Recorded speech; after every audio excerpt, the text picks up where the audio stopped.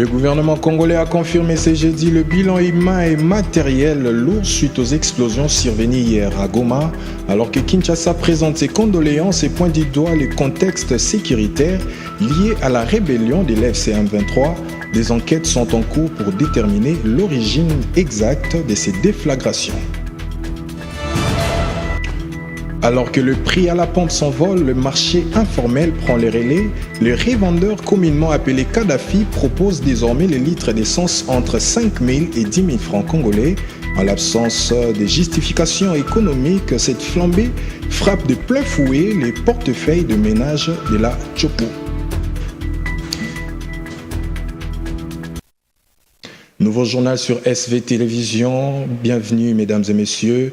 Le gouvernement de la République démocratique du Congo a confirmé que ces explosions survenues ce mercredi à Goma ont provoqué des pertes en vies humaines et d'importants dégâts matériels. Parmi les victimes figure Karine Bouissé, employée de l'UNICEF. Dans un communiqué officiel publié à Kinshasa, les autorités congolaises expriment leur profonde tristesse et adressent leurs condoléances aux familles des victimes ainsi qu'au gouvernement français et à la communauté humanitaire. Kinshasa affirme que les circonstances exactes et l'origine de ces explosions font actuellement l'objet d'enquêtes par les services compétents. Réunion ce jeudi entre le ministre du Commerce extérieur Julien Paluku et les professeurs d'université des différents domaines. Ces échanges ont porté sur la contribution de ces derniers pour la réussite de workshops nationaux de haut niveau dans le cadre de la modernisation des partenariats avec la CNICED. Suivez. Réussite de l'organisation du workshop national de haut niveau prévu du 17 au 18 mars 2026 à Kinshasa avec comme objectif d'accroître les capacités productives axées sur l'industrialisation, la diversification économique et la croissance inclusive pour la promotion des exportations de produits Made in DRC. Le gouvernement congolais, par l'entremise du ministère du Commerce extérieur, vient de mettre en contribution l'expertise des éminents professeurs d'université. Le ministre du Commerce extérieur, Julien Paluku, a réuni une réunion technique ce jeudi 12 mars à Kinshasa avec professeurs d'université des différents domaines qui vont appuyer les décideurs dans l'élaboration du programme pays, et c'est dans le cadre de modernisation de partenariat entre la République démocratique du Congo et la Conférence des Nations Unies sur le commerce et le développement. Pour rendre compétitive la RDC, l'expertise des professeurs d'université doit être mise en contribution pour créer une synergie entre la politique agricole, industrielle et commerciale, car le workshop national va permettre aux experts d'identifier les obstacles qui impactent négativement sur la production, la transformation et les exportations de produits Made in DRC, a déclaré le ministre du Commerce extérieur. Gilles Mouilombo, expert en chef en matière du commerce international au ministère du Commerce extérieur, explique. Cet atelier est destiné aux décideurs politiques au regard des défis que nous avons, et la CNICED a accepté de nous accompagner dans le cadre de l'élaboration d'un document programme pays, mais aussi de l'évaluation des lacunes que nous disposons sur le plan de la capacité de production. Cette initiative du gouvernement a été très saluée par ses professeurs d'université. Et sorti d'une longue période de léthargie, l'Observatoire de surveillance de la corruption et de l'éthique professionnelle entame une nouvelle ère sous l'impulsion de la vision du chef de l'État Félix-Antoine Tshisekedi. Les membres du comité de gestion ont été reçus par le vice-premier ministre en charge de la fonction publique, Jean-Pierre Liaou, pour des orientations stratégiques. Regardez. Dans l'optique de fixer le cap sur les objectifs à atteindre, les membres du comité de gestion de l'Observatoire de surveillance de la corruption et de l'éthique professionnelle, OCEP en sigle, ont reçu les orientations du vice-premier ministre, ministre en charge de la fonction publique, Jean-Pierre Liaou, autorité des tutelles, le mardi 10 décembre 2026. Vous êtes là pour aider le gouvernement de la République, aider la nation à mener une vraie bataille contre les antivaleurs, contre la corruption, contre le coulage des recettes, contre l'incivisme au sein des institutions et des administrations publiques. Les orientations données ont été bien appréhendées et le nouveau comité partant sur les nouvelles bases a affirmé la détermination et le défi de la moralisation des agents publics de l'État pour lutter contre toutes sortes d'antivaleurs. Nous avons été adéquatement orientés. Il faut nous attendre sur le rendez-vous de l'action. Longtemps tombé dans la léthargie, l'OCEP reprend le souffle grâce à une nouvelle dynamique insufflée par le chef de l'État Félix-Antoine Tshisekedi Tshilombo. Nous nous croyons aptes à pouvoir assumer, à répondre à la hauteur même des espérances du magistrat suprême et de la nation tout entière. Que nous allons amener l'OCEP à pouvoir réduire tant soit peu la courbe de la corruption. Nous allons aider les agents de l'État à progresser, ne fût-ce que d'un pas, sur la culture des valeurs éthiques dans la gestion de la chose publique. Après avoir reçu les directives de l'autorité du tutelle, l'équipe dirigeante de l'OCEP s'est dit déterminée à relever les défis, de faire respecter le code de conduite de l'agent public de l'État, de promouvoir l'éthique, prévenir et surveiller la corruption au sein des services publics et des entités décentralisées. Au total, 125 prévenus ont répondu de leurs actes devant la justice lors de l'ouverture de ces procès de ces présumés bandits dans la commune de Mongafula. Cette audience s'inscrit dans une démarche de la lutte contre l'impunité et vise à envoyer un signal fort de dissuasion à l'endroit des auteurs potentiels de ces actes criminels. Reportage.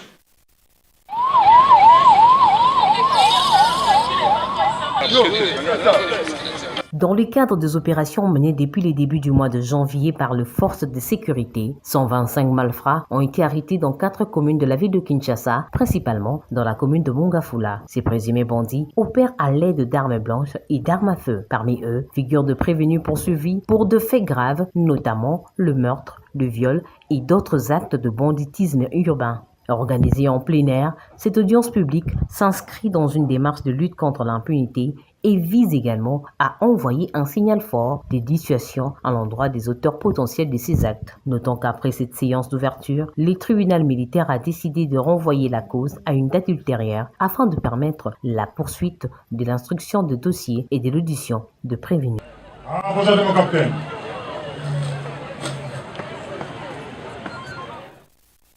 Et en province, 13 miliciens léopards se sont rendus collectivement aux autorités ce mercredi 11 mars 2026 à Kivala, dans le territoire de Lubero, anciennement dirigé par le général autoproclamé Gilbert. Ces combattants ont déposé les armes dans la chefferie des Batangi, un signal fort pour le processus de désarmement en cours au nord Kivu. Suivez. Mené par leur leader Kasereka Kalavi Gires, un groupe d'ex-miliciens s'est officiellement rendu mercredi 11 mars 2026 à Lubero Centre. Ils ont été accueillis par le commissaire supérieur de la PNC, le colonel Abamungu, représentant l'administrateur militaire du territoire actuellement en déplacement. Selon Katembo Masinda Eric, chef d'antenne du programme PDDRS pour Lubero Butembo, les désormais ex-combattants ont déposé un arsenal significatif comprenant 2 fusils AK-47, une importante quantité de munitions de divers calibres, une bombe lacrymogène et plusieurs effets militaires. Ces mouvements de démobilisation fait suite à l'appel du désarmement lancé par le chef de l'État, Félix-Antoine Tshisekedi, et résulte également de l'influence de l'ancien seigneur de guerre, Mamadou, qui a récemment exhorté ses anciens compagnons d'armes à intégrer le PDDRS. L'objectif affiché est clair, tourner la page de la violence pour se consacrer à la paix et au développement communautaire dans la chefferie de Batangi. Alors que le prix à la pompe s'envole, le marché informel prend les relais. Le revendeur communément appelé Kadhafi propose désormais les litres d'essence entre 5 000 et 10 000 francs congolais. À l'absence de justifications économiques officielles, cette flambée frappe de plein fouet le portefeuille de ménage de la Chopo. Nous sommes à Kisangani. Il y a à peu près 70 ans que la ville a été secouée suite à une hausse des prix du carburant à la pompe. Il y a eu même une fermeture des stations-service de nos frères somaliens à Kisangani. Selon les dires, selon les informations à notre possession, parce que ces carburants, ces produits pétroliers proviennent de l'est du pays. Il s'est fait malheureusement, il y a eu tuerie par les hommes à main armée. Ils ont tué les chauffeurs, conducteurs des 16 engins roulants, c'est là qui transportent produits pétroliers à Kisangani. Parmi eux, il y a aussi certaines sont pris en force et ils sont maintenant dans la forêt, amenés à la forêt par les hommes armés. Et en colère, c'est ça ce qui a fait que les produits pétroliers à Kisangani puissent un peu monter. Et aussi, il y a eu fermeture des stations-service par eux-mêmes. Et comme je vous parle ici, le gouvernement provincial, à travers la réunion qui se passe, réunion de sécurité de la province, en tout cas les vice-ministres et les vice-gouverneurs assurant l'intérim du gouverneur, l'excellence Didier Lomoï-Tepou, ils étaient en réunion de sécurité et ils ont pris la même option de garder les prix initiés par le gouvernement central. Comme je vous parle ici, en tout cas, tout est calme. Il y a le véhicule passe. Il y a aussi la vie est redevenue en bonne forme comme d'habitude. Les stations-service sont maintenant ouvertes avec une hausse des prix. Il y a ceux-là qui ont respecté la décision du gouvernement provincial. Il y a ceux-là qui s'entêtent encore. Un litre à la station se vend actuellement à 4 000 francs. Chez les revendeurs, communément appelés les Kadhafi, c'est à 5 000 et quelques comme ça. Voilà ce que nous vivons à Kisangani pour l'instant. À la pompe, c'est fait à 3 000. Il y a eu des mouvements, des contestations. Les motards ont voulu même marcher pour revendiquer tout cela. Et heureusement que le gouvernement provincial a pris le temps d'appeler les responsables de toutes ces stations, services et à Kisangani. En réunion de sécurité, ils sont tombés d'accord en respectant les prix donnés par Kinshasa, par le gouvernement central. La situation est redevenue à la normale. Les piétons, les motards, le véhicule, vous allez même écouter les bruits. Trop de bruit, comment les choses se font à Kisangani actuellement. Mais il y a certaines stations, jusqu'à présent, qui n'ont pas pu respecter l'ordre donné par les gouvernements. Et en sport, pourquoi les urnes resteront-elles closes en avril 2026? L'instance fêtier du football congolais annonce les reports des élections prévues ce mois d'avril à la FECOFA entre blocage administratif et compte bancaire gelé. Le processus électoral est à l'arrêt. On fait le point en direct avec Christian Bokaya sur les raisons du sursis imposé par Zeruk. Il faut dire que ces élections sont de nouveau reportées suite aux difficultés financières, puisque dans une correspondance de la FIFA adressée à la FECOFA, on revient sur les comptes de la Fédération congolaise qui sont encore gelés suite au litige qui l'oppose avec son ancien équipementier O'Neill's. Alors dans la même correspondance, la FIFA souhaite bien sûr que les processus électoraux qui étaient d'ailleurs en cours soient arrêtés. Celui-ci pourrait se poursuivre bien sûr au mois de mai prochain, c'est-à-dire que si on veut connaître les nouveaux membres de la FECOFA, on devra croiser les doigts et patienter jusqu'à fin mai, puisque même les élections au niveau des ligues nationales sont renvoyées au mois de mai. Donc c'est un peu ça. Alors, comme la volonté il y a, attendons maintenant qu'il y ait disponibilisation des fonds pour que tout se passe dans la transparence. On veut organiser des bonnes élections. Je pense que les sportifs, pour ne pas parler des amoureux du football congolais qui se sont déjà levés et qui ont dit non au comité de normalisation. Bientôt 5 ans, on est dans la normalisation. La normalisation n'a pas apporté grand-chose. Il est grand temps d'élire des nouveaux animateurs au niveau des ligues nationales, mais également au niveau du comité exécutif de la Fédération congolaise de football association. Je pense que cette fois-ci serait la bonne, parce qu'on est parti de report en report, mais en tout cas, même s'il y a report, vous sentez que le timing n'est pas vraiment assez remarquable. Là, on parle de semaines, on parle de mois. C'était d'abord au mois de mars, on a repoussé ces élections au mois d'avril. Après le mois d'avril, on repousse ça au mois de mai. Espérons qu'au mois de mai, on connaîtra le successeur de Constant au mari, et puis on connaîtra des nouveaux animateurs aux candidats de se préparer, de continuer à aiguiser les fers. Les élections arrivent, il ne faut pas somnoler. Nous voulons vraiment qu'il y ait un nouveau vent pour bien évidemment aider notre football dans tous les compartiments.